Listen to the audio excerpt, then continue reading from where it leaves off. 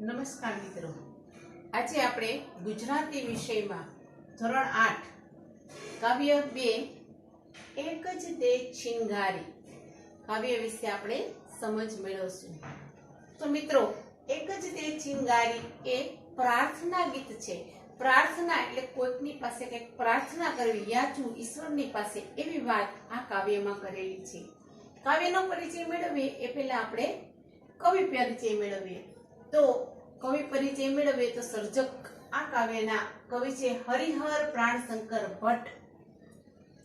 જો એક કવિ ઉપરાંત ગણિતજ્ઞ અને એક ઉત્તમ પ્રકારના ખગોળશાસ્ત્રી કહી શકાય તેઓ હતા. તેઓનો જન્મ 1895, મૃત્યુ 1978.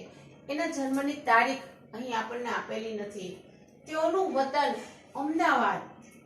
તેઓ વ્યવસાયે એક અધ્યાપક હતા. બીજી વાત કરી અન્ય નોંધ વિશે તો તેઓ વેધશાળાનું તેઓએ સંચાલન કરેલું હતું. તેઓ સાહિત્ય સર્જનમાં તેઓનું જોઈએ તો તેઓએ ગણિત અને ખગોળના પુસ્તકો આપેલા છે. આ ઉપરાંત અનેક સુંદર કાવ્યો આપેલા છે. તેમના બધા જ કાવ્યો, તેમનું કાવ્ય સંગ્રહ હૃદય રંગની અંદર સમાયેલા છે. એક જ દે ચિનગારી કાવ્યમાં કવિ કહે છે, એક જ દે ચિનગારી મહાનલ, એક જ દે ચિનગારી. ચિનગારી, ચિનગારી એટલે જ્ઞાનરૂપી તણખો. અહીં આપણે એનો અર્થ એવો લેવાનો છે કે સમજણનો તણખો.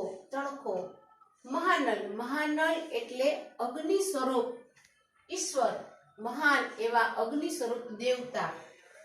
કવિ અગ્નિ સ્વરૂપ દેવતાની પાસે કહે છે કે હે અગ્નિ સ્વરૂપ દેવતા, મને એક જ્ઞાન રૂપી તણખો, જીવનમાં એક સમજણ રૂપી તણખો આપ. ત્યાર પછી કહે છે કે ચકમક લોઢું ઘસતા ઘસતા ખર્ચી જિંદગી સારી. કહે છે ચકમક, ચકમક એટલે જે પથ્થરને ઘસવાથી અગ્નિ ઉત્પન્ન થાય એવો પથ્થર ઘસી ઘસી અને આખી જિંદગી મેં ખર્ચી નાખી એટલે કે વાપરી નાખી છે. પરંતુ જામગરીમાં તણખો ન પડ્યો. મિત્રો, જામગરી એટલે કાકડો, જે અગ્નિ પ્રગટાવવા માટે, જેને સળગાવવા માટે એવો કાકડો છે, એને જામગરી કહેવાય. તો મારી જામગરીમાં જો એક તણખો પડે તો જામગરી છે એ સળગી ઉઠે, પણ મારી જામગરીમાં એક તણખો નથી પડ્યો.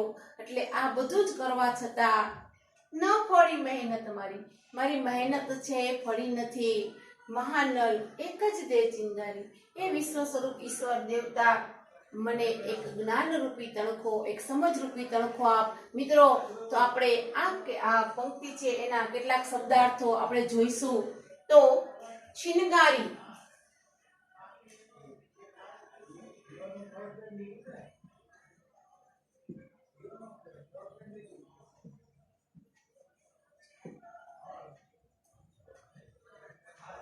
ચિનગારી એટલે સમજનો તણખો. ત્યાર પછી મહાનલ એટલે અગ્નિ સ્વરૂપ દેવતા.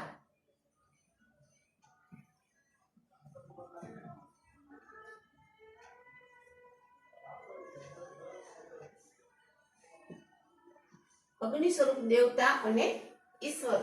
ચકમક એટલે અગ્નિ ઉત્પન્ન કરે તેવો એક પ્રકારનો પથ્થર.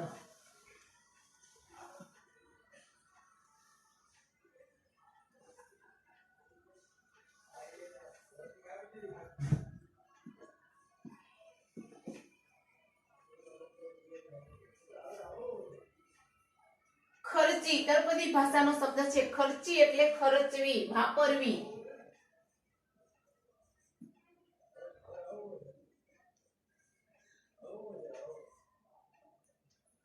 જામગરી એટલે કાકડો.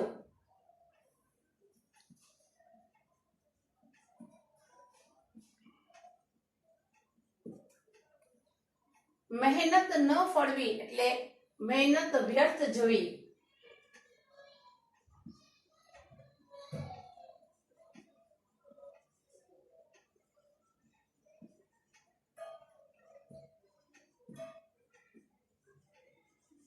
એળે જવી અથવા તો મહેનત વ્યર્થ જવી. મિત્રો, ત્યાર પછીની બીજી પંક્તિમાં કવિ કહે છે કે ચાંદો સળગ્યો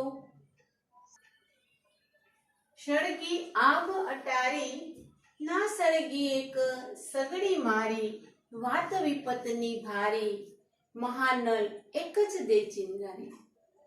અહીં કવિ કહે છે કે આકાશની અંદર ચાંદો પણ સળગ્યો મતલબ પ્રજ્વલિત થઈ ચૂક્યો છે. સૂરજે પણ એનો પ્રકાશ છે એ ફેલાવી દીધો છે. સળગી આભ અટારી, આભ અટારી એટલે આકાશ પણ તારાઓથી આખું પ્રજ્વલિત, અહીં સળગી એટલે પ્રજ્વલિત થઈ ઉઠ્યું છે. પરંતુ એક અફસોસની વાત છે કે મારી સગડી છે એ હજુ સુધી સળગી નથી. એટલે કે મારા જીવનની અંદર હજુ પણ જ્ઞાનરૂપી પ્રકાશ છે એ ફેલાયેલો નથી. અને આ વાત મારા માટે વિપતની, ખૂબ મુશ્કેલીની વાત છે, વાત વિપતની ભારી, એવું કવિ કહે છે. મહાનલ એક જ દે ચિંગારી. અહીં આપણે શબ્દનો અર્થ જોઈએ તો ચાંદો એટલે કે ચંદ્ર,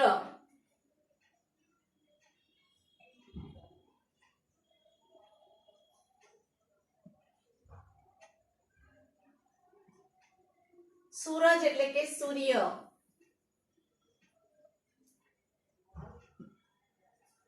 સળગ્યો મતલબ પ્રજ્વલિત થયો એવો અર્થ લેવાનો છે.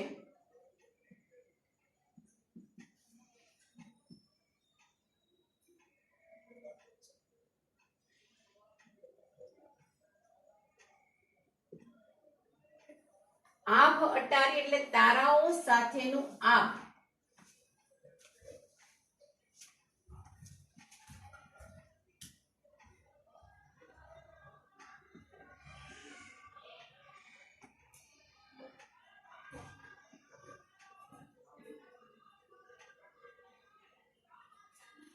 ના સળગી એક સગડી, અહીં સગડી એટલે જીવનના પ્રતીક રૂપે સગડીને લેવામાં આવી છે.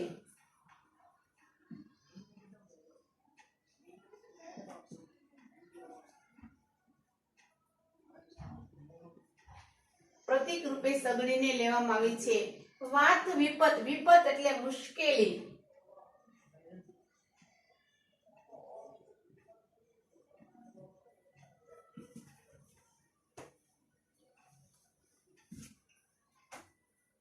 કવિ કહે છે કે આ વાત મારા જીવનની સગડી સળગી નથી, એ વાત મારી માટે ખૂબ જ વિપતની છે, ખૂબ જ ભારી છે.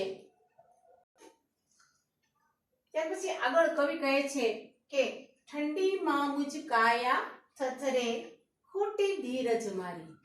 અહીં મિત્રો ઠંડી છે એ જીવનમાં આવતી મુશ્કેલીઓના અર્થમાં લેવાનું છે કે ઠંડીમાં કવિ કહે છે કે મારું શરીર છે, મારી કાયા છે એ ધ્રુજી રહ્યું છે અને હવે મુશ્કેલી સહન કરવાની મારામાં શક્તિ નથી. મારું જે ધૈર્ય છે એ ખૂટી ગયું છે. વિશ્વાનલ હું અધિક ન માગું. અહીં મહાનલની બદલે કવિએ વિશ્વાનલ એવો શબ્દ આપ્યો. વિશ્વ સ્વરૂપ અગ્નિ દેવતા હું અધિક નથી માંગતો, અધિક એટલે વધારે નથી માંગતો. માગું એક ચિંગારી, માત્ર હું એક જ ચિંગારી, એક જ જ્ઞાન રૂપી તણખો છે એવું માગું છું. મને એક જ જ્ઞાન રૂપી તણખો છે, હે ઈશ્વર તું મને આપ, એમ કવિ આ કાવ્યની અંદર કહે છે. અને કવિ આ પ્રાર્થના કાવ્યમાં કહે છે, હે પ્રભુ હું તારી પાસે ધન વૈભવ સત્તા લાલસા કશું જ નથી માંગતો, પણ માત્ર એક જ વસ્તુ માંગુ છું અને એ માંગુ છું ચિંગારી એટલે કે જ્ઞાન રૂપી, જીવનમાં સમજ રૂપી તણખો, જ્ઞાન રૂપી તણખો માંગુ છું. આવી એક ચિંગારીની અપેક્ષા કવિ રાખે છે. મિત્રો આપણે કેટલાક શબ્દો જોઈએ તો ઠંડી એટલે કે ટાઢ,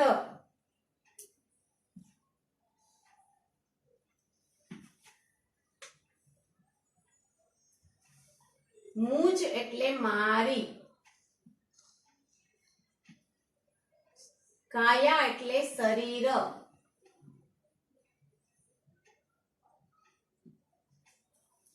થથરે અહીં ધ્રુજવું એવો શબ્દ લેવાનું છે. ધ્રુજે એવો લેવાનો છે. ધીરજ એટલે ધૈર્ય.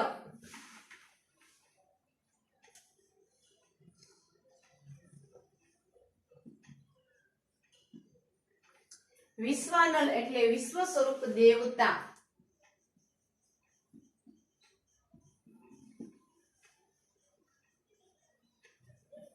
વિશ્વરૂપી અગ્નિ અથવા તો વિશ્વ સ્વરૂપ અગ્નિ દેવતા. અધિક એટલે વધારે.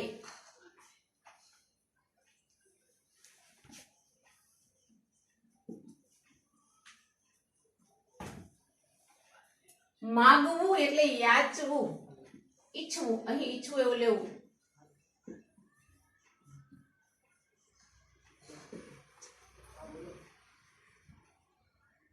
મિત્રો, હવે આપણે કાવ્યના સંદર્ભમાં કેટલાક પ્રશ્નોત્તર છે એ આપણે જોઈશું.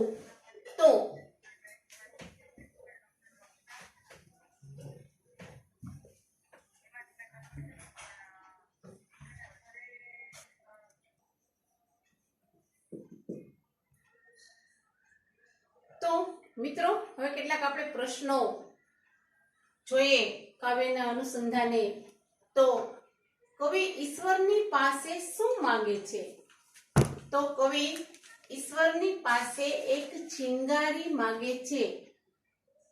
બીજો પ્રશ્ન જોઈએ તો આ કાવ્યમાં કવિએ ઈશ્વર માટે કયા શબ્દો વાપર્યા છે?